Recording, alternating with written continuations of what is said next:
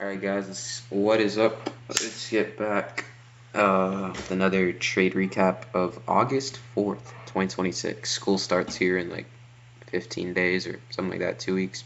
But let's get into this trade. Break-even trade today. Kind of a brutal break-even, but yeah. Let's get into it though. Okay, so higher time frame, daily. Coming into the day, we were like down here. I don't have the replay mode or whatever, but I wanted to see this daily intermediate high as a draw, and I wanted to see this 4-hour gap as a draw. I was completely bullish because we have this market maker buy model here with this U shape, and we displaced crazy over Asia after filling this NWOG from 2 days ago. Market open, right before market open at the 9 o'clock candle, we hit an hourly gap, and then, but I wanted to see market open. I wanted to see market do this. So Asia session kind of did this. We went higher, and I wanted to see 9:30 manipulate lower into some type of higher time frame PD array, being like a 30-minute or something like that.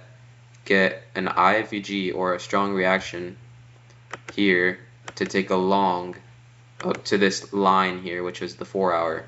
Right, so that was kind of my main scenario. I want to be taking a long today.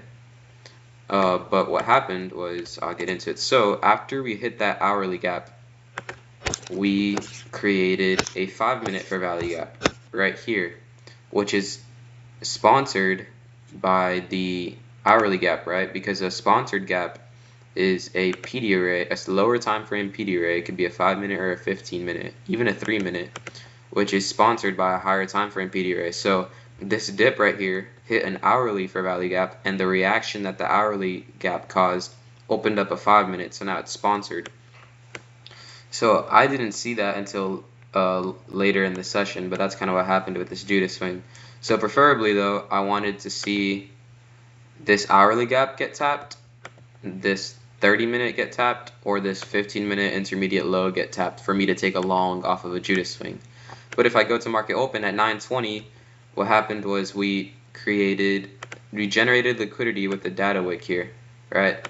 So at 9:20, we had a data wick with news, and then 9:30 we manipulate lower into that 5-minute sponsored gap, and there was a 15-second inversion that you could have taken up to that data high, which would have TP'd in about a minute. But preferably, I would have wanted at least this 15-minute intermediate low to then take the long up to the data. So didn't hit my key level, so no trade off of a Judas. But that was kind of the setup that played for the Judas if you take Judas swings. So now that we were displacing, I wanted to see us open up a 5-minute or 15-minute fair value gap to then take a continuation long up to the unmitigated 4-hour gap. So if you look, we opened up a 5-minute here, no retracement. 15-minute with the devil's mark, no retracement. So we're opening up gaps because we were super overextended. I just wanted to see a move lower, right, to get a retracement, but we didn't. We did get this 5-minute continuation here, but I did not like it because right below it was an unmitigated 15-minute. So you would have had a unmitigated 15-minute at your stop loss, which is not something that I like to do. If you took that though, I mean, with your own discretion, but I didn't really care for it. But we did open up this 5-minute after we edged our buy side, being this 4-hour fair value gap. So what happened is we had this accumulation, we had this manipulation lower into that 5-minute fair value gap, but there were no 1-minute fair value gaps on the manipulation leg, no 2-minute, no 3-minute, and I do not have the 30-second.